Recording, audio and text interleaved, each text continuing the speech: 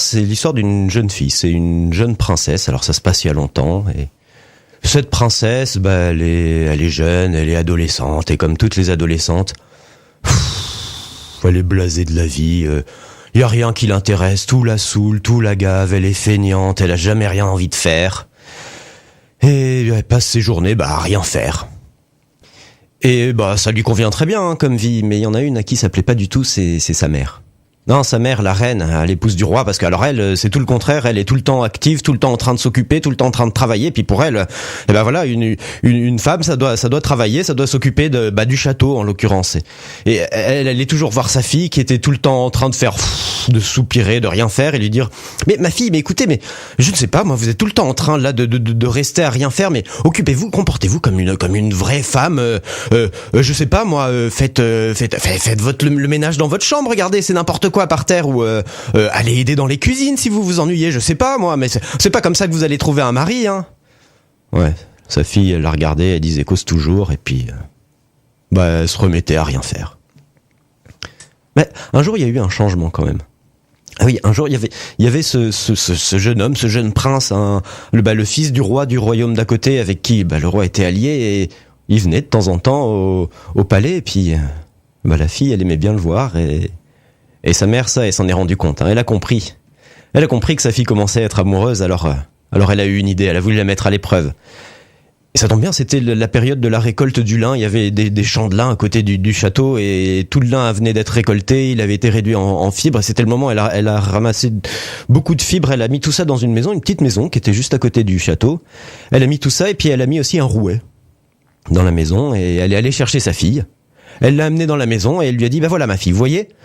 Ça c'est du lin, ça c'est un rouet, et voilà, si vous voulez trouver un mari, si vous voulez vous marier avec le prince, parce que j'ai très bien compris, il faut montrer que vous êtes capable de filer du lin, comme ça, si vous n'êtes pas capable de filer, votre mariage, oui, il vous passera sous le nez, hein. Si vous y arrivez, après, on en rediscutera. Et là, la mère, elle est ressortie, et elle a fermé la porte.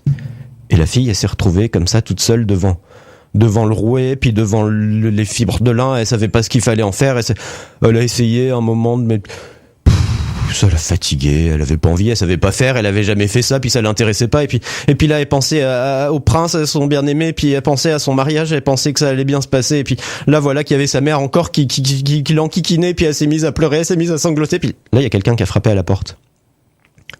Elle a ouvert la porte, et là, derrière la porte, il y avait une vieille, une paysanne, quelqu'un qu'elle connaissait pas, une vieille qui avait un pied énorme, et la vieille, elle la regarde, elle lui dit, ça va, je t'entends pleurer depuis dehors, qu'est-ce qui t'arrive ? Et là, la princesse, elle dit, mais c'est parce que c'est ma mère, elle me saoule, elle me gave, j'en ai marre, elle me demande de faire faut filer mais je sais pas faire, là, machin, là, le rouet, là, je sais même pas comment ça s'utilise, et puis je vais pas pouvoir me marier, j'en ai marre. La vieille, elle lui dit, mais t'inquiète pas, franchement, filer, moi j'ai l'habitude, je peux le faire à ta place si tu veux. Et puis je te demande pas grand chose en échange. En échange, je veux juste que tu m'invites à ton mariage, parce qu'un beau mariage royal comme ça, moi j'ai jamais vu, ça m'intéresse. La fille, elle a dit d'accord.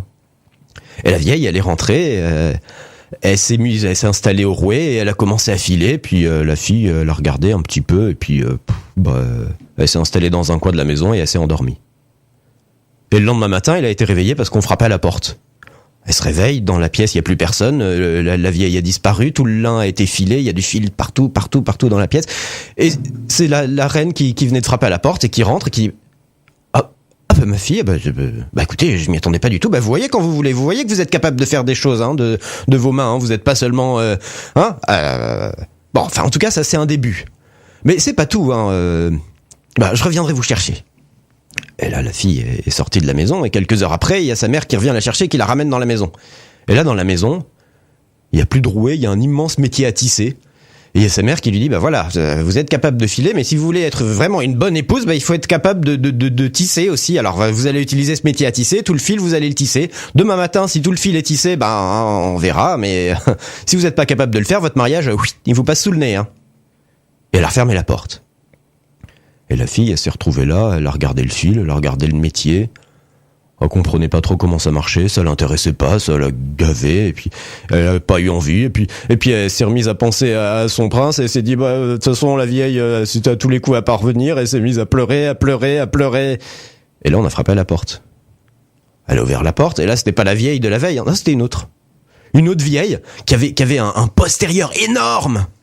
Et puis qui lui dit, qu'est-ce qui t'arrive là? Je t'entends pleurer depuis dehors. Qu'est-ce qui se passe? Elle dit, j'en ai marre, c'est ma mère, elle me gaffe tout le temps là. Déjà, j'ai travaillé toute la nuit et puis elle veut me refaire travailler, elle veut me faire un truc que je sais pas faire. Faut tisser là, je suis incapable de faire ça. Et puis après, je vais pas pouvoir épouser le prince. Ouais, c'est bon, pleure pas, qu'elle lui dit la vieille.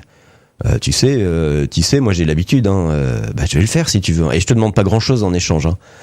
Tu parles de mariage. Moi, un mariage royal, j'aimerais bien voir ça. J'ai jamais vu ça. La fille, elle a dit d'accord. Et la vieille, avec son postérieur énorme, elle s'est assise devant le métier à tisser et elle a commencé à tisser. Et la princesse, elle a regardé, elle s'est installée dans un coin, puis hop, elle s'est endormie. Et le lendemain matin, ça frappait à la porte, ça l'a réveillée, elle a ouvert les yeux, il y avait plus personne dans la pièce, la vieille avait disparu, et tout le fil avait été tissé.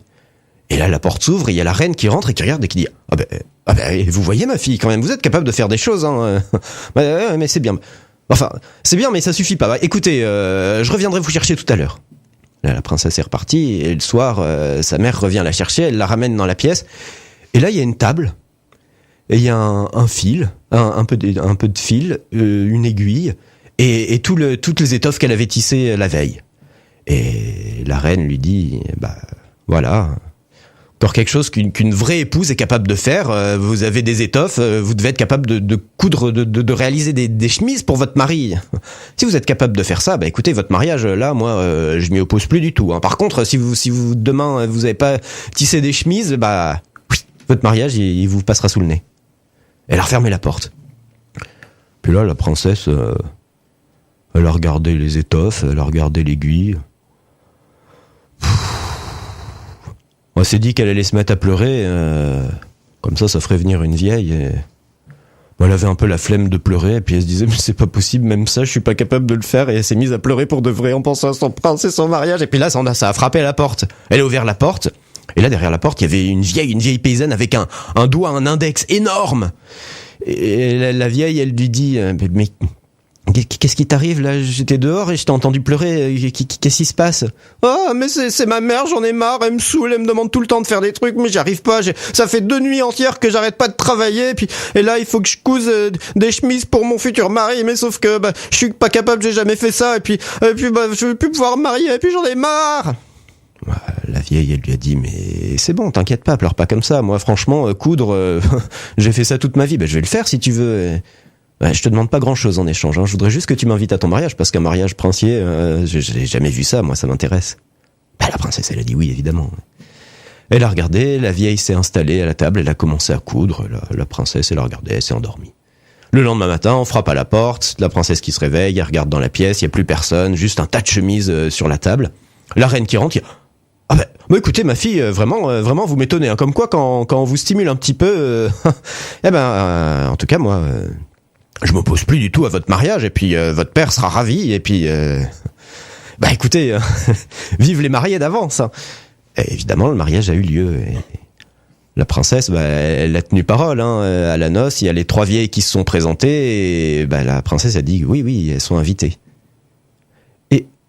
Pendant le repas, le roi, il a vu ces 3 vieilles là dans le coin, ces 3 paysannes. Déjà, il était un peu surpris, et puis surtout, il était surpris un peu par leurs apparences physiques. Il s'approche de la première qui avait un pied énorme. Il lui dit mais excusez-moi madame, mais comment ça se fait que vous ayez un pied pareil? C'est hors du commun. La vieille a dit vous savez, moi j'ai passé tellement de temps devant un rouet que à force mon pied il est devenu comme ça. Quoi? À force de travailler sur un rouet comme ça? Alors, écoutez, moi qui suis roi, je décrète que plus jamais ma fille n'approchera un rouet de toute sa vie. Et vous, là, vous, excusez-moi, mais vous avez des fesses énormes. La vieille a dit oui, mais c'est à force de m'asseoir devant le métier à tisser, au bout d'un moment, je suis devenu comme ça. Le métier à tisser, écoutez, si c'est comme ça, je décrète que plus jamais ma fille n'approchera d'un métier à tisser. Et vous, là, avec votre c'est quoi? C'est un panari? C'est énorme, là, votre doigt. C'est pas un panari, mais c'est à force de coudre, vous savez, oui, l'aiguille qui monte dans le doigt, au bout d'un moment, mon doigt, il est devenu comme ça. Écoutez, je décrète que plus jamais ma fille n'approchera une aiguille à coudre de toute sa vie. La reine, elle était outrée. C'est quoi? Mais attendez, mais quand même. La princesse, elle était contente. Son père venait de la libérer de toutes ses tâches domestiques. Elle a épousé le prince. Et elle a plus jamais rien fait de toute sa vie, et elle a été la plus heureuse des femmes.